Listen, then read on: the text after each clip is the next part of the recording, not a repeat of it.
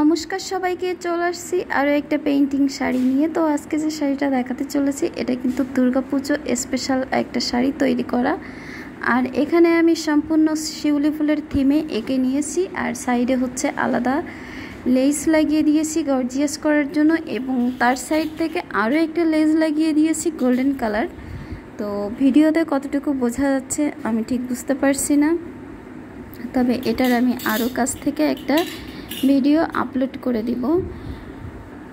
আর আমাদের কাজগুলো কিন্তু বরাবরের মতো সব সময় নিখুঁতভাবেই তৈরি করা হয়, কারণ আমি এটাই মনে করি একটা নিখুঁত কাজ আপনাদের দিতে পারলে পুনরায় আমি আপনাদের আবারও পাবো।